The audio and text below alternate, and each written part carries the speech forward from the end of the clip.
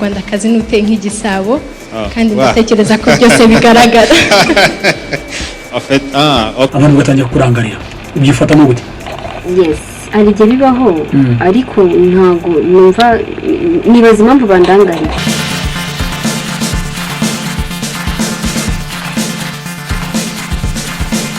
Mu mpamvu zagiye zigaragazwa zitera abagabo gukunda abagore b'amabuno manini harimo nko kuba benshi ari kamere yabo, abandi bakizira ko ngo biryoshya imibonano mpuzabitsina. Nkuko rero nanone abagore bose usanga hari imiterere badahuje igendeye ku bigaragara inyuma cyangwa se nyine forme, akenshi usanga ari umwihariko w'abagore bafite ikibuno kinini bagira mu rwego rwo kwigarurira imitima y'abagabo kurenza abafite ikibuno gito. Kimwe niba na kera hararebwaga ubwiza bw'umukobwa akarebwa n'imiterere yiwe iy'inyuma, gusa muri iki gihe bwo bimaze kugaragara ko ubwiza bw'umukobwa atari isura gusa cyangwa se inda niyo mico bamwe bavuga, ahubwo n'uburyo ateye nabyo bihabwa agaciro. Ibi nahanini binatuma abakobwa benshi basigaye baritabiriye imyitozo ngororamubiri cyangwa se bamwe bakibagisha kugira ngo barusheho kugira umubiri uteye uko babyifuza. Kuba rero benshi mu bakunze gukora ibyo bikamenyekana ari ibyamamare nyine n'ubusanzwe, niyo mpamvu yatumye umunsi wo gutegurira urutonde rw'abasitarikazi nyarwanda bivuga ko bateye neza cyangwa se bafite inyuma heza gukurura abagabo. Ni urutonde twakoze tugendeye kuri bamwe mu bantu twaganiriye, hanyuma wowe tutabashije kugeraho watubwira uko ubona muri comment kandi ukaribuka gukanda subscribe niba utarabikora. Nyacumi urutonde rw'abasitarikazi nyarwanda bafite imiterere ikurura igitsina gabo kurusha abandi turasanga Nadia Umutoni. Ubundi benshi mu Banyarwanda batangira kumenya uyu mukobwa byaturutse nini ku mafoto ye yigeze gukwirakwira ku mbuga nkoranyambaga, aho byavuga ko yaba akoresha amapplication atandukanye akiyongera ikibuno, no kubesha bikora mu rwenya bagenda berekana uburyo yabikoze. Nyuma gato ibyo gukoresha amapplication bicecetse, noneho byatangiye kuvuga ko uyu mukobwa yaba yambara amakariso azanisha ikibuno. Ibi ni nyir'ubwite ariko yamaganiye kure akabiyakana mu itangazamakuru avuga ko ikibuno cye atari original batareba neza. Umutoni Nadia ni umwe mu Banyarwandakazi bakomeje kwigarurira imitima y'abeje ku rubuga rwa Instagram bitewe ahanini n'amafoto ashyira hanze yambaye imyenda igaragaza imiterere ye. Naho ku mwanya wa 9 w'urutonde rw'abasitarikazi nyarwanda bafite imiterere ikurura igitsina gabo kurusha abandi turasanga umukobwa wamamaye mu gukina amafilimi hano mu Rwanda witwa Aline Munezero, gusa benshi bamwita Bijou. Uyu mukobwa uretse no gutera neza no mu kazi ke ko gukina filimi uvuze ko ari umwe mu Banyarwandakazi bakina neza cyane ko anafite ibihembo bitandukanye nta muntu wagutera ibuye. Yamamaye muri filimi nka Bamenya, Gica, Umugabo wanjye, Nyirabayazana, Sakabaka, City Maid ndetse n'izindi nyinshi. Bijou uherutse kuvuga cyane bitewe n'inkuru ze zagiye zijya hanze zo gutandukana na fiancé umwe ajya ku wundi byoroshye, niwe dusanga ku mwanya wa 9 w'urutonde rw'abasitarikazi nyarwanda bafite imiterere ikurura igitsina gabo kurusha abandi. Naho ku mwanya wa 8 w'abasitarikazi nyarwanda bafite imiterere ikurura igitsina gabo kurusha abandi turasanga Sasha Kate. Uyu mubyeyi wabaye umuhanzikazi ndetse akanakundana n'ibyamamare birimo nka nizo muri Urban Boys ndetse na Toxic, banabyaranye umwana. N'umwe mu Banyarwandakazi byamamare bakunzwe kwibazwaho ndetse no gutangarirwa kubera imiterere yabo. Niba umukurikira ku mbuga nkoranyambaga ze nta kabuza ibyo mvuga urabizi, nuko twe tutashatse kuzana amwe mu mafoto ye abigaragaza neza.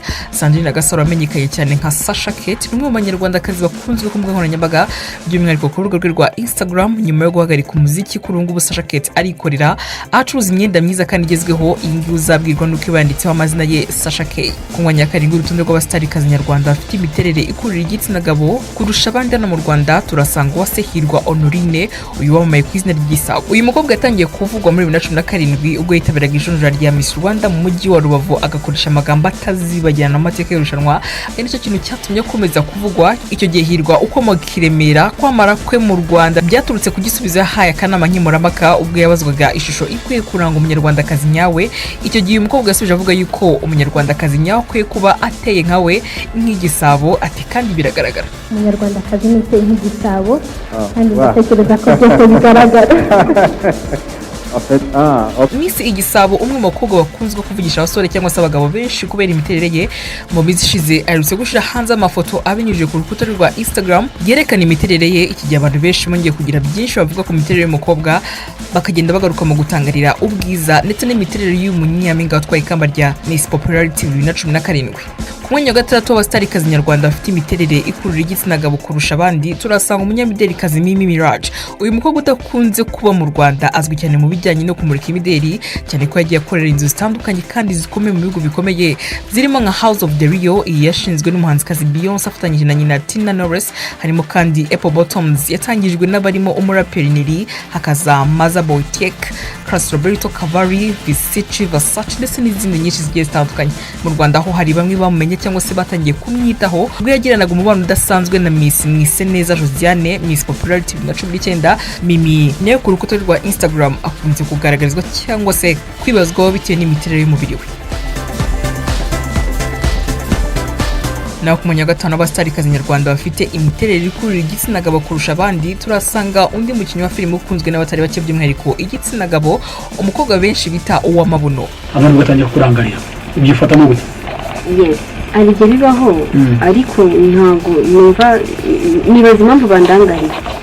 Ahari mu kwezi kwa gatandatu 2020 ubwo uyu mukobwa yemereraga ikinyamakuru Kigali Today ko akenshi hanyuze hose abantu bamutangarira, avuga ko usanga ngo bamwitegereza cyane batangarira uko Imana yamuremye. Ubundi amazina kuri nini yo mubyeyi Gentine wera uzwi nka Fofo muri filime zorekane zizwi nka Papa Savane, umukobwa w'ikimero gikurura abatari bake bamukurikira ku mbuga nkoranyambaga ndetse no muri filime agenda agaragaramo mu buryo butangaje. Ariko muri 2019 ubwo yaganiraga n'ikinyamakuru Isimbi, uyu mukobwa yishe uburyo bimwe mu bice by'umubiri we akunda ikibuno cye kitarimo, nubwo bamwe ari cyo bamukundira, akavuga ko ngo ahubwo yikundira umukondo n'amatwi bye.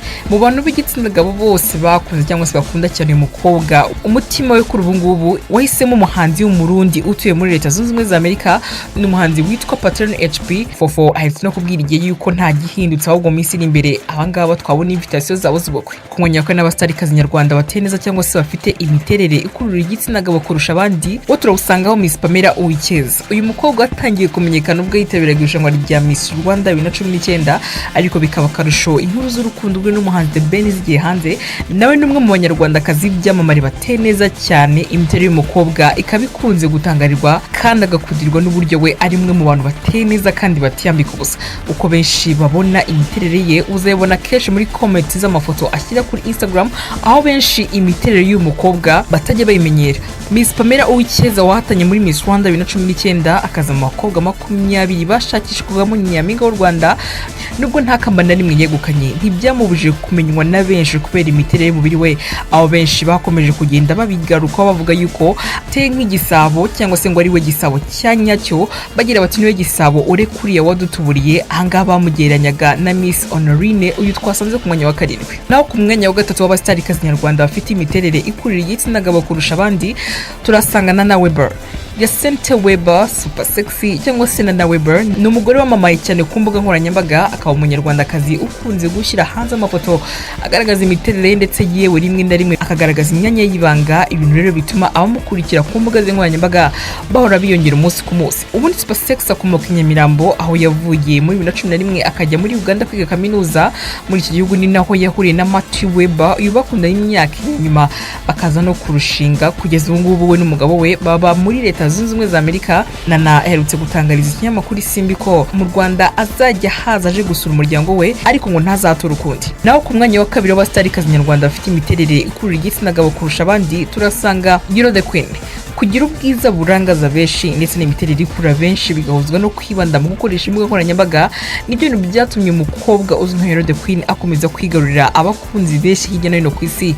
Ibingibi byarenze abantu basanzwe n'abasitari bagiye batandukanye bakabenguka imiterere y'uyu mukobwa, aho bagiye bagaragaza cyangwa se bavuga yuko imiterere y'umukobwa yaba idasanzwe. Uyu mukobwa utaramara igihe kinini ku mbuga nkoranyambaga, kugeza uyu munsi ku rubuga rwa Instagram akurikirwa n'abantu barenga 100,000. Ku mwanya wa mbere w'urutonde rw'abasitarikazi nyarwanda bafite imiterere ikurura igitsina gabo kurusha abandi, turasanga umunyarwandakazi wanigeze gushyirwa ku rutonde rw'abakobwa bateye neza ndetse bakurura igitsina gabo cyane muri Afurika, Agi Nkurunziza. Agi Nkurunziza ni umukobwa w'umunyarwandakazi uzwi cyane ku mbuga nkoranyambaga, by'umwihariko urubuga rwa Instagram byose ni biciye ku mafoto yerekana uko ateye postinga nk'uko bamwe mu basitari kandi basigaye babyaza amazina yabo umusaruro. Agi nayo kuri ubu ngubu afite iduka mu mujyi wa Kigali, iri ngiri ryitwa Agi Shop.